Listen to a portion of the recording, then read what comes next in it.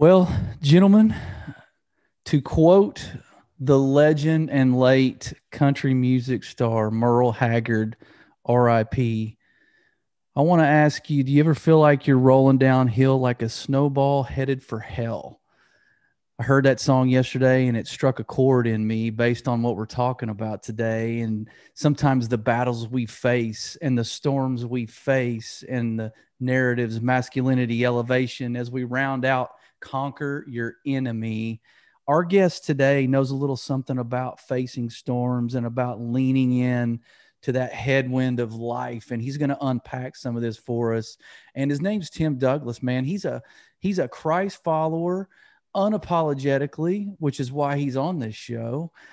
He's a speaker, he's a high performance coach.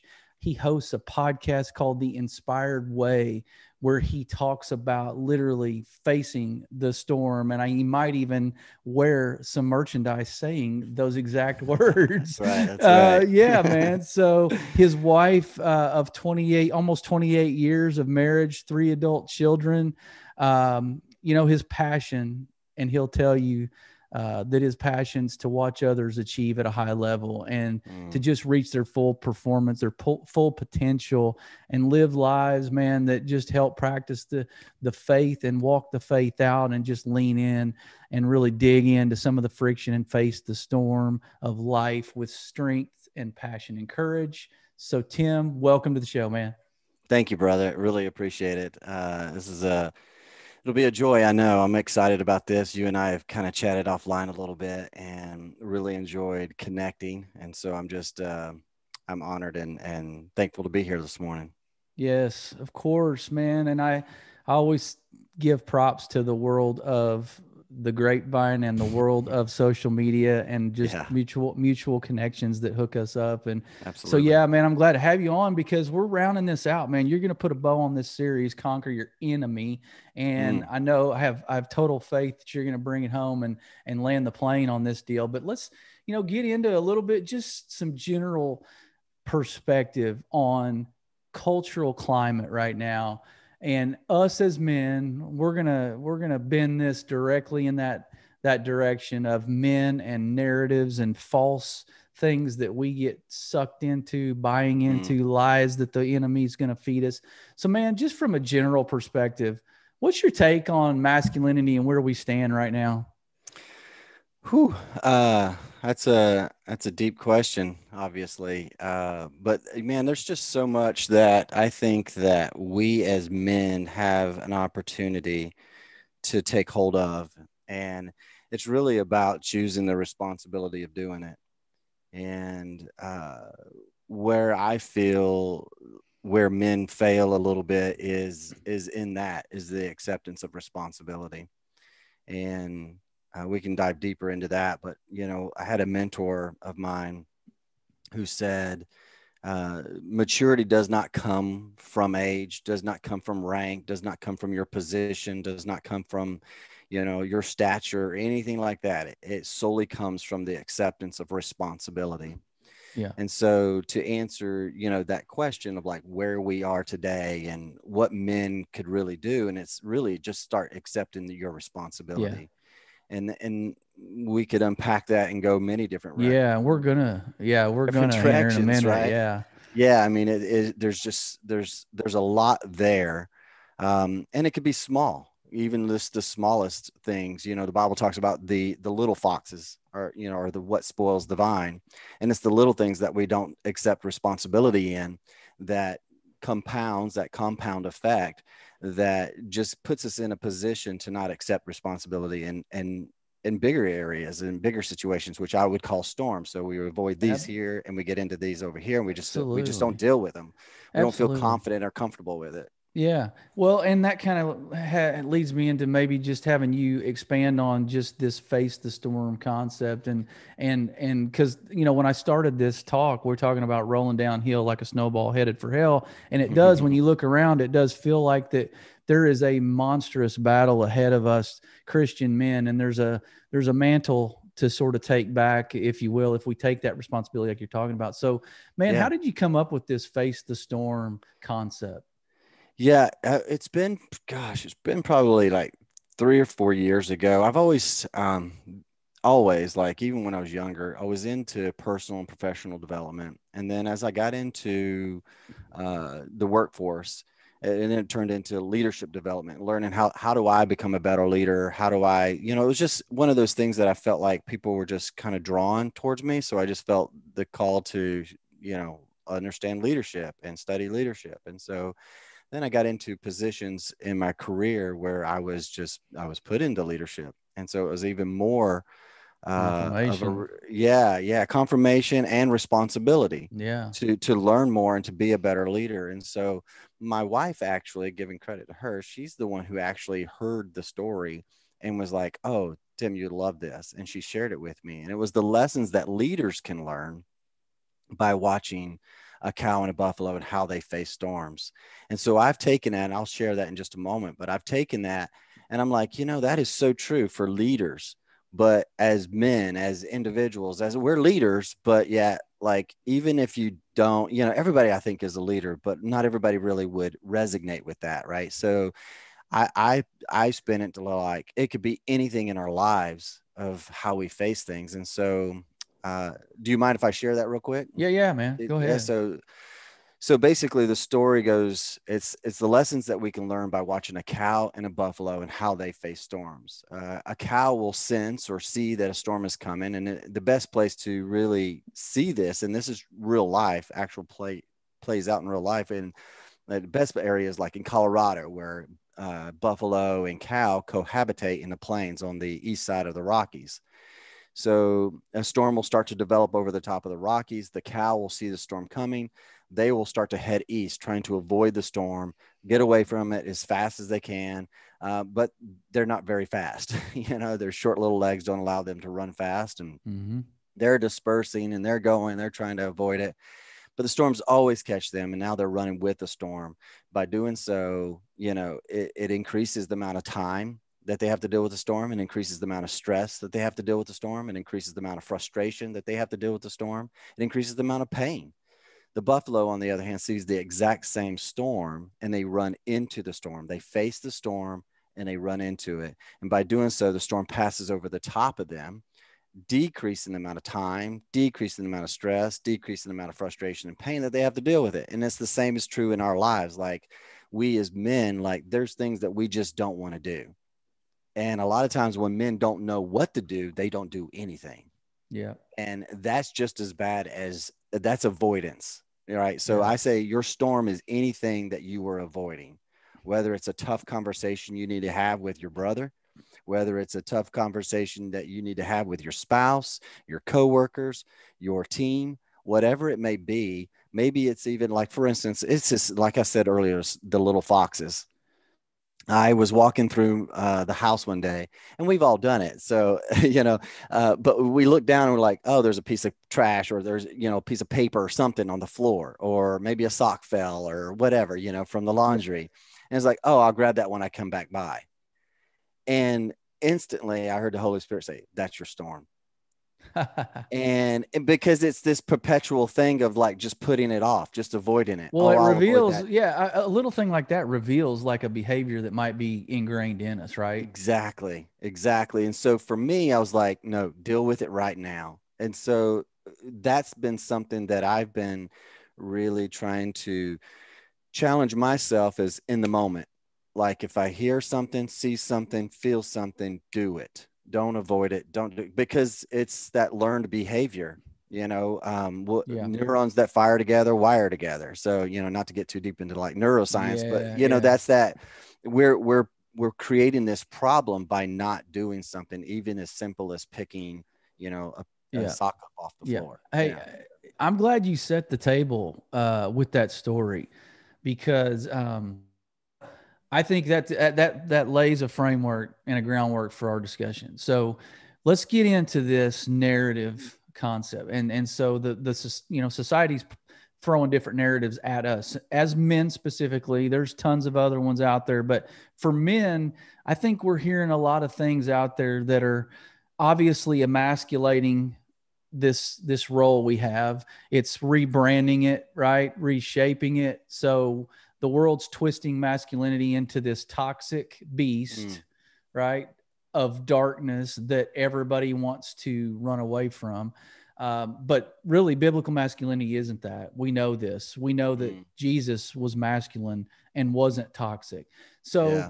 man, as a narrative in your life, has there been anything that has sent you down a dark path that you've been told, as you know, growing up in your formative years, or things that you've had to sort of shake loose off of your psyche from external voices coming at you negatively, or even maybe some positive narratives out there that you held on to that formed who you are now? Talk about narrative.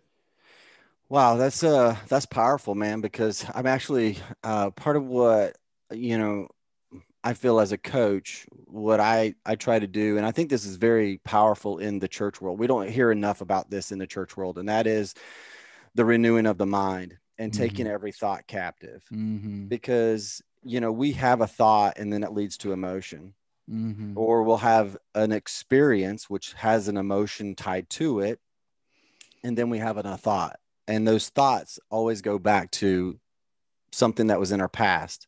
And it's the narrative, or it's the interpretation of that experience is what we continue to replay in our subconscious mind. And so I'm studying out now, like how our emotions, because all of last year, and I hope to answer your question, because when you ask questions, my mind just goes nuts. But um, so all of last year, I just kept hearing in my spirit, soul, soul, soul, soul, like our soul. And so I started studying the soul. So our soul, we know, is our mind, our emotions, and our will. And the narrative comes from our thoughts. So as I started thinking about this, I'm thinking like, man, how many actual believers, how many men, speaking of men, actually think about what they think about and take those thoughts captive on a regular basis versus just allowing them to create whatever they want to create, which is a lot of those negative narratives. Yeah. For me, to answer your question, was there anything, that was spoken over me, or I can't recall anything, but I can recall this narrative that almost ruined my marriage at 21 years. And it was this narrative that I kept telling myself that, and I was very selfish, and that's how I think a lot of it begins, is we're very selfish in our thinking. We're Of very selfish course. in what we want to do. And we Guilty. start telling ourselves, yeah, this is what I'm called to do. This is what I'm supposed to do. And I don't care what anybody, because you get fed up with Yep. with being told, like, or being kind of held captive or whatever. And what you, and so there was this massive pushback against that. And so, I'd always had a dream to be a bodybuilder. So I'm like, I'm going to compete in a show. So, I did my training, I beefed up, did my thing, cut all this stuff during that process, competed, but in that process, I was a massive jerk. And I was a massive jerk to my wife, to my friends. And it wasn't because of the situation I was going through. It was just because I was starting to push back, like, no, I want to do this. And this is what I want to do. And blah, blah, blah, blah, blah, And so it was this, again, that narrative in my head that I deserve this, Yeah. and Yeah. I would say just be cautious of that. Like, if you feel like, I feel interesting. My coach, um, who I got right after that season, he was like, dude, there's a tiger in you, but it's being held back by something. And so as I started to, part of it was, people suppressing, like, oh, you can't be so aggressive. You can't just speak your mind. And yes, you can. But what I learned is it's the delivery, Sure. it's how we deliver it, Yeah. and Jesus, Yeah. Je- Jesus was the most honest and authentic man that we could ever follow, and yet he was the most passionate and full of, like, anger and sin not, right? Sure. So Yeah. like have that and develop that, allow that to be there, that aggressiveness. But you've also got to understand, like, how do I manage my thoughts and my emotions in the midst of that Yeah. storm? So Yeah. because in my situation, I'm like, okay, one of the creeds that I choose to live by is that I control my emotions regardless of the situation. To do that, I also have to practice that. I have to practice taking every thought captive. And what's that narrative? When someone says something to me, what is the interpretation that I'm taking in, and what am I making of it? Yeah. And is that really what it is, or is it just, Yeah, that's good. That's good, so man. And I think too, what I hear you say is that we're constantly kind of writing a story within a story. Like our mhm, behavior can be creating a narrative in our life by how we respond in situations. And I also hear the meekness. You're insinuating a meekness, which is a power under control, which is what Jesus exemplified. yeah, That we've got to carry this out because he was dangerous. Let's face it. See, the world tells us that masculinity can't be dangerous, or if it is dangerous, it's toxic danger. yeah, yeah, So no, we can be dangerous when in the moment we need to be. Like, I think the world would prefer that we're dangerous when someone's beating on our door at midnight trying to break in. Like, I think they would appreciate that. So, I'm off on a tangent, but just to go back to your point, like power under control, meekness, and knowing how to really not create a negative narrative in the moment when you stop and think about what you're saying. So as we shift into something else, I wanted to ask you about yeah, how we can, and we're alluding to some of it, but guys that are listening right now that are kind of hearing this, what society's saying we should be as men or should not be, guys are sort of believing this. Like we're sort of sitting mm, back going, okay, well, I can't speak up because then I'm toxic. I can't step into a situation because I'm dangerous. How do we as guys harness this and reshape it back to its right standing from a mm. masculinity narrative standpoint? Like what's one thing you could maybe say as we go into masculinity in a minute, but on the narrative piece, what can you say to guys to maybe encourage them to get this thing back on track? Dude, I love that question. The first thing that comes to my mind is check your heart.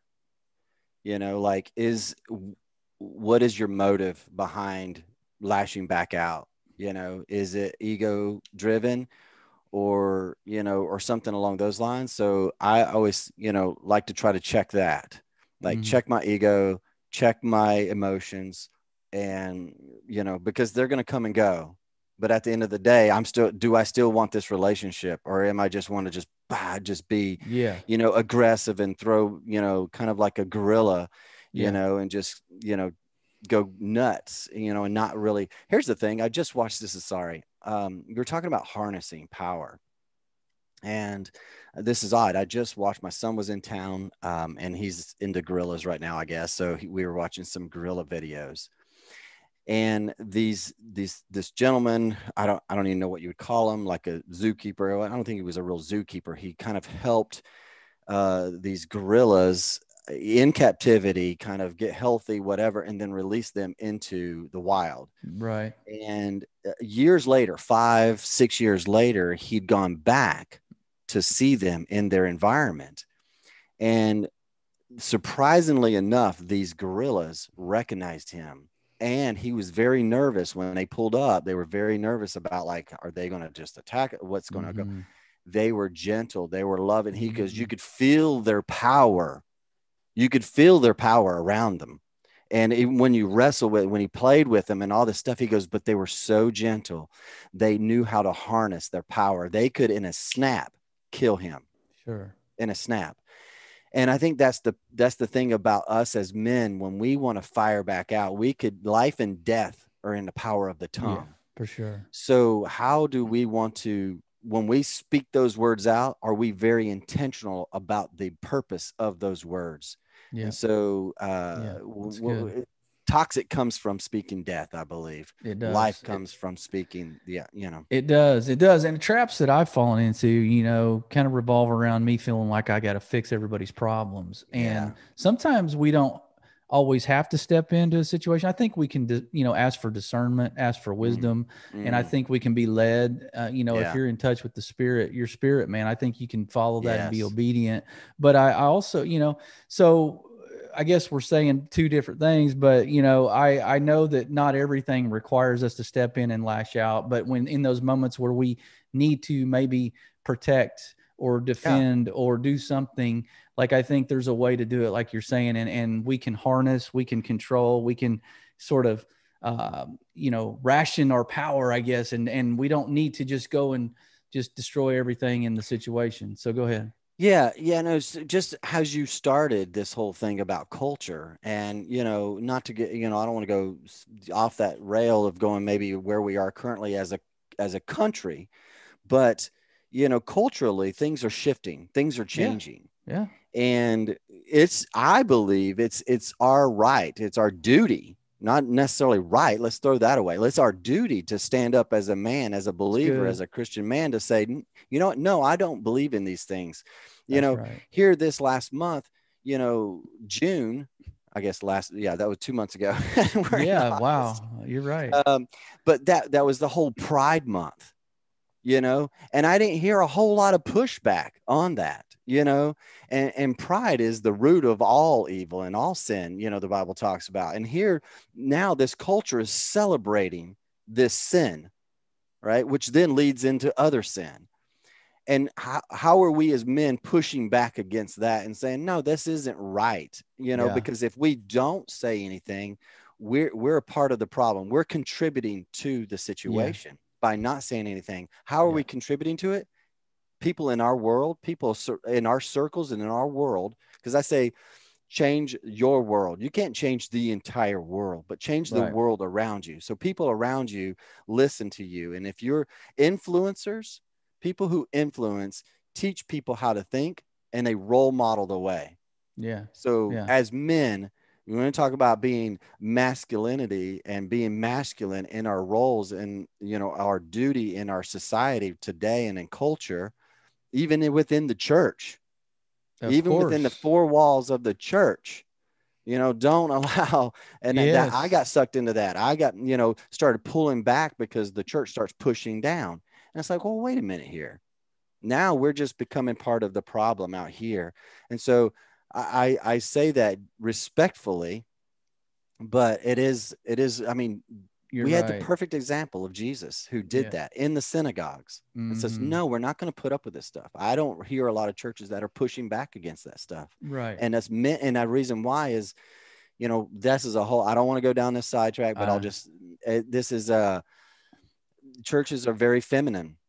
sure. There's not a lot of masculinity in the four walls of the church as we know today. Yeah. So And like us men need to step up and show like godly masculinity. absolutely. And I would say too, and just to interject there, as I feel like it's more about relevance than it is about righteousness or about, this masculinity piece, because I think it's just about, we don't want to lose Yeah. people. We don't want to lose the flock. We don't want people walking out the doors. And Right. so, Which is fear I of man, not fear of God. true, true. Sorry. Yeah. So good point on the masculine. I like that. And we do have a responsibility and a duty.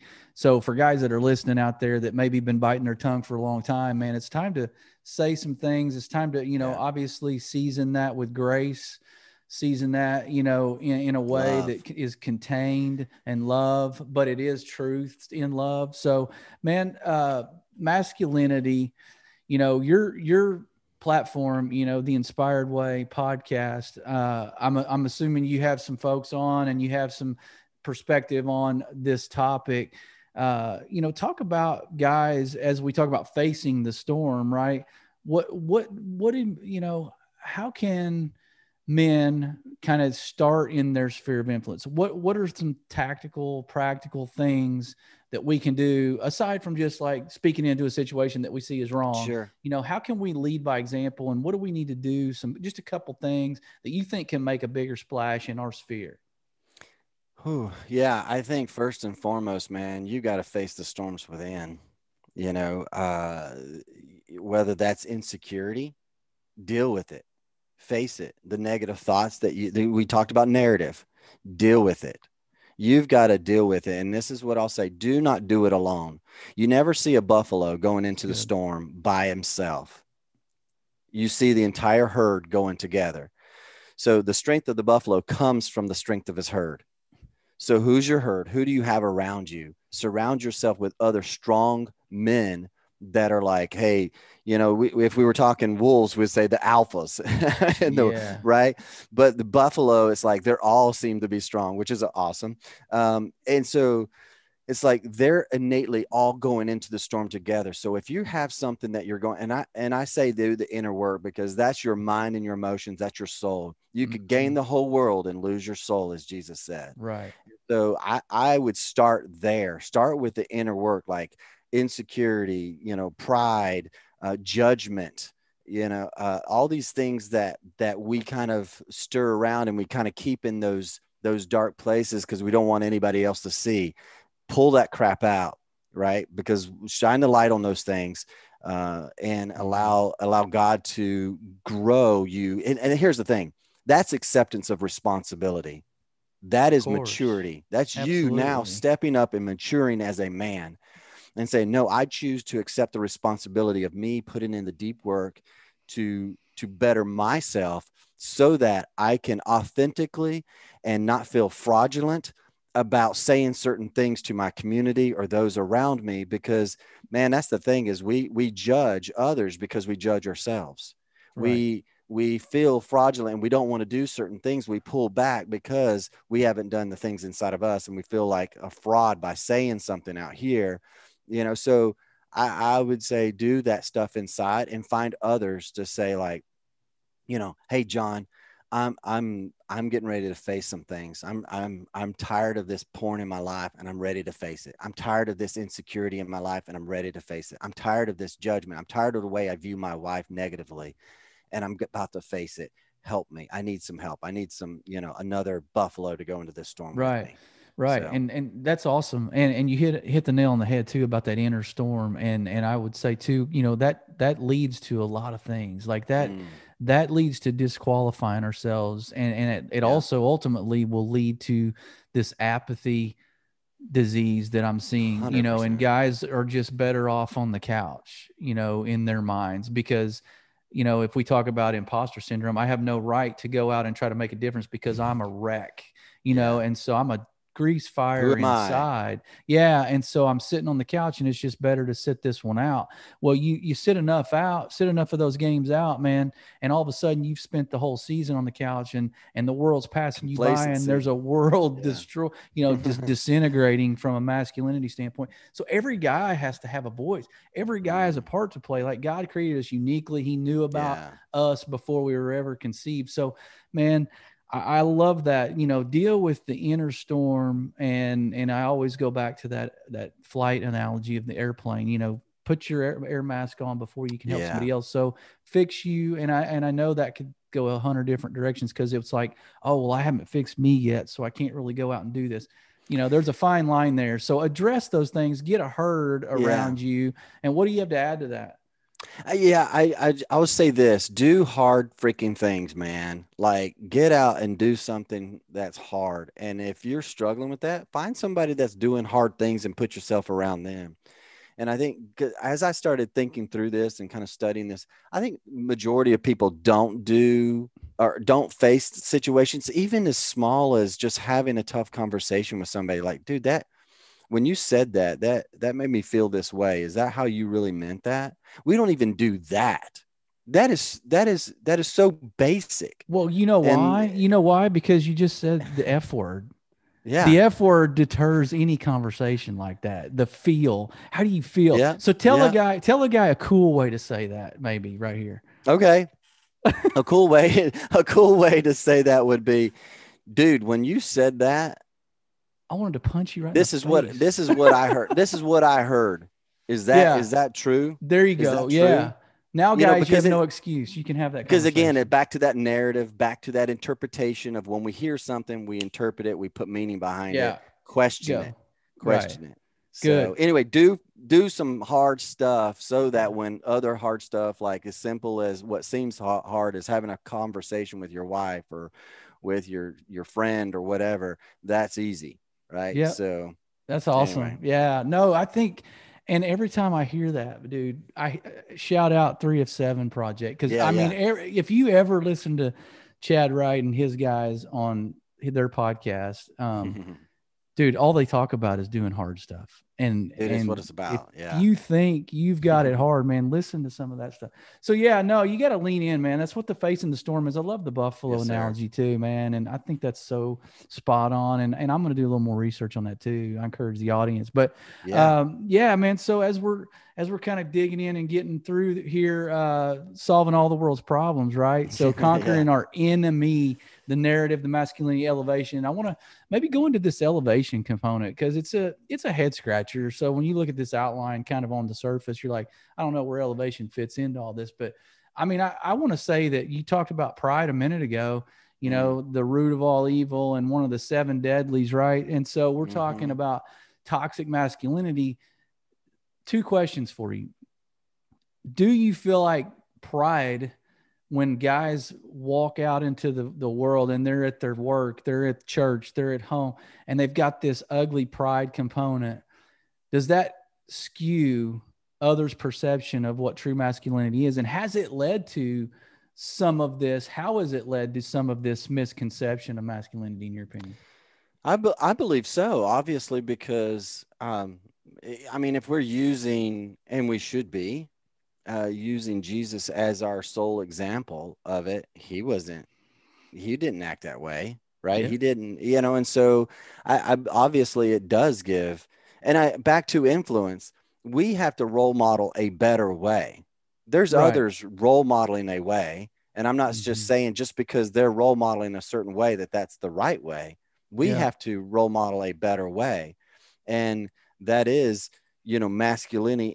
masculinity in a healthy way, and it is standing up, it is being bold, it is being courageous, it's all those things and strong in the midst of tough situations. I think a lot of men have backed down from that, which then it gives, masculinity also a toxic look. It's like, Right. oh, then, they're wimpy men too. There's a Yeah. whole nother side of that. So but I do believe that it does play into the narrative when we are just, and we're part of the toxic issue. And so it's like, get your crap in check, Yeah.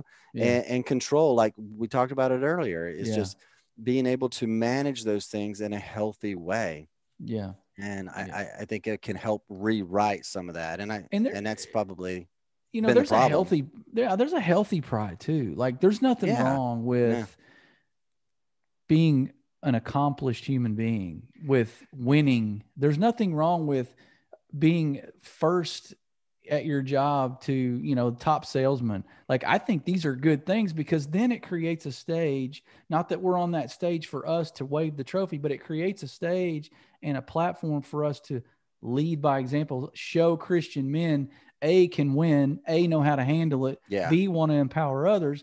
So, man, talk about some healthy pride too. What does that look like for a guy that's sitting here going, "Well, crap, man, I can't acknowledge the fact that I did this and did it well and accomplished this." So clear Mm. that up. Yeah, yeah. So I do believe that we should be, there is a healthy level to this. Like we should take pride in what we do, you know. And if you're doing it in under, for the sake of God, like, the Bible talks about doing, our work unto him. Yeah. you know if you're not taking pride in that, you're not putting your full effort into it. If you're not, so there is that Mm-hmm. healthy pride of like, no, I'm going to take pride in what I do because I love what I do. I love that what I do honors my God, and so I take Mm-hmm. pride in that. I think there's a healthy sense of that. But when it gets unhealthy is when we start to elevate ourselves, and that's the key, is to not continue to elevate ourselves above other people. And it's how do we want to help others in the process of, having great businesses, having a great marriage, taking pride in those things, but how do we serve others in the process of all that, instead of like, oh well, I believe pride leads to judgment. So I would do like a self-reflection of like, what are the areas that I judge most in, and then look at where the pride's coming in. Yeah. Yeah. And all that Because, kind of, yeah, go ahead. Yeah. yeah, I was just saying, because when we're prideful, like we think we've got it all figured out, we've got it all, we know it all, we got this. and, hey, I've got this. Well, you may got it, but when someone else pushes up against it, how are you responding to that? Perfect. And so a lot of times I would go to a judgment. I would judge them for the way they're doing it. Like, let's be Right. careful of that, Yeah. you Because know? humility, I think humility is huge. And I think because it alludes to the concept that you're coachable as well. Mm-hmm. So you Yeah. can have that healthy pride, but then, like you said, when somebody rubs up against that, uh, you know how to sit back and go, well, okay, show me a better way, or talk to me about this, and then you can be in that moment. You're Yeah. coachable. Doesn't mean you have to always do what someone else is telling you to do, but at the same time, you're receptive. And so I think that's where it gets cleared up, is Yeah. healthy and unhealthy pride and humility. Go ahead.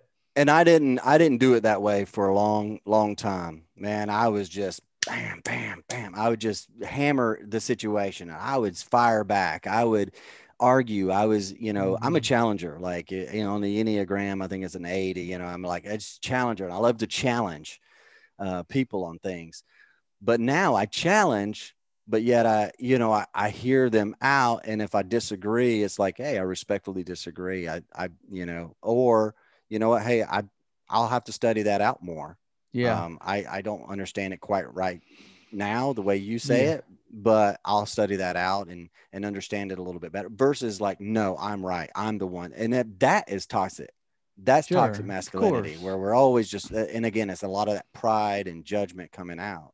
Of course. So, It's going to repel people. It's going to, it's going to oh, it deter people from has. even wanting to be around you. So, all right, man. So that, I'm glad you mentioned something about earlier about elevating others. So let's talk Mm, about, as we close up shop here, talk yeah. about your platform, your ministry, the Inspired Way, and talk about why you feel like it's elevating others and the work you're doing. What is that doing for the people you interview, the people that Mm, follow you, the people that listen? What are your resources doing to elevate others? yeah. Thank you, man. Yeah. The thing that I believe how it elevates others is it's changing their way of thinking, and I'm challenging, like I said, I'm a challenger. So I'm challenging you constantly on your thinking, like, hey, we're supposed to go into storms. I believe that we as believers are called into the storms. Look, Jesus told the disciples to go to the other side. It was calm when he told them to go to the other side, but what happened on their way to the other side? A storm Sure. came. You don't think he knew that a storm was going to come? Several occasions that happened, where Mm-hmm. they're out there and a storm came. You don't think he didn't know that? No, of course he knew that. Mm-hmm. But so my platform is helping others. I talk a lot about our thoughts. I talk a lot about our emotion, our soul, taking care of those things so that we can face things, so that when challenge comes our way, whether it's in our society, whether it's in our culture, whether it's in our community, whether it's Yeah. with our friends, our business, whatever, we're ready to face it. We're ready to deal with it. And so just giving them the practical tips, and whether I'm working on some courses that I want to do, or some master Mm-hmm. classes where I can really Mm-hmm. dive deeper. Right now it's just the podcast, and the podcast is definitely challenging people. The social platforms are as well, to in a healthy way, challenging them in a healthy way, versus a judgmental way. It's, hey, this is a better way to go. Let's try this out and let's do this together. And I Yeah. think people want to do stuff together. They don't want to be alone. Mm-hmm. And so, like, back to the herd, it's like, find your herd. I'm just trying to create this massive herd of buffalo across this world Yeah. that are ready to go into a storm It's together. good. Yeah, it's awesome. And it almost, I mean, it kind of feeds into our legacy, as opposed to walking over people to get there, as opposed to walking alongside people. And I Yeah. think that's a huge thing, is to lock arms with like-minded guys and elevate each other.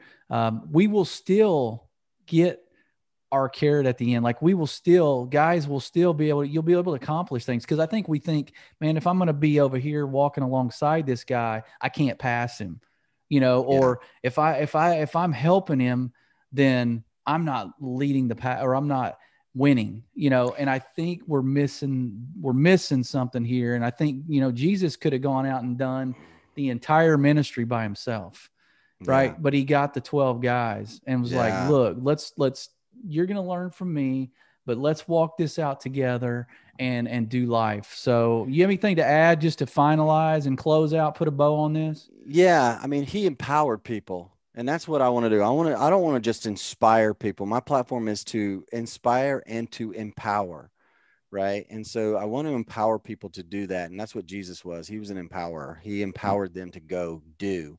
And as men, that's how men connect, is by Yeah. doing things together. So Yeah. one thing I do want to add on elevation, I'll make it short, is when we're talking about elevating ourselves as men, you know, there was a season in my life back when we kind of touched on parts of it where I was starting to see that I needed to be a better man. So I started studying, like, what does it mean to be a man? All these different things. Started studying all kinds of stuff, you know, self-awareness, neuroscience, all these things on, like, how do I take my thoughts captive? How do I control my emotions? How do I, you know, present myself better? How do I speak better? Da, da, da, da, da. And as I was doing that, I started to feel and again, in a prideful way, happy way, like, hey, I'm proud of what I'm doing, but not in a prideful way, like, hey, look at Yeah. me. It was just in a way of, like, I could see and feel what I would call my temperature level elevating.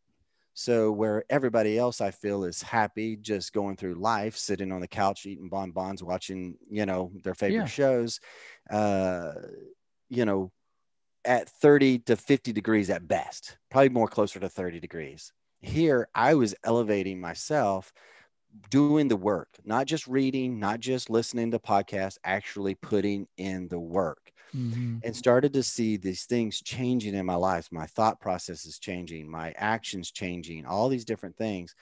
And I started to feel like, wow, I feel like I'm operating like 70 to 80 degrees here, but I wanted to be around people, others that were operating at 100, 110 degrees.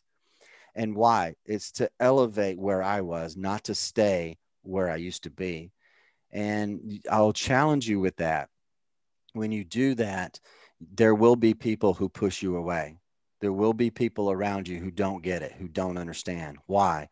When you stand next to a fire and you're not ready for the heat, you're standing at the, you know, a social event, and you're just chilling, you're a little too close to that fire, and the fire gets a little hot on your backside, you know, the back of your legs or your butt, man, you start pushing away from that fire. You start taking steps away from it.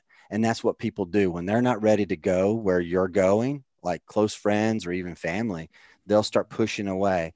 But it's required for you to go to elevate and go, you know, as a man, and go to another level, is to surround yourself with others that live and operate at a higher temperature level and do That's the so work. good. That's awesome. That's a great way to close it right there, because that's a challenge, and Yeah. that's a, you know, that's part of our duty. It's part of our calling, and as men, I think it's time to start creating that code of doing the hard things, doing the Yeah. work, empowering and feeding our brain with the right information, so that our narrative obviously leads into the right story and how we tell this masculinity story, how we live Amen. it out. So, man, give us do you have a website, or just tell us where to Yeah. find your resources real quick? Yeah, definitely, man. You can go to my website. My podcast is on there. My social links are on there as well. It's timdouglasinspires.com, timdouglasinspires.com. I pretty much hang out on Instagram and Facebook and LinkedIn most of the time. So you can find me at Yeah. Tim Douglas Inspires on there as well, on Okay. Instagram especially. All right. Very cool. Very cool, man. It's been a Yeah, blessing man. to have you. It's been an honor, Thank man. you. Audience, I hope you got something out of this like I did. And until next time, he's been Tim Douglas. We've Thank you. been Last in Line. Be blessed.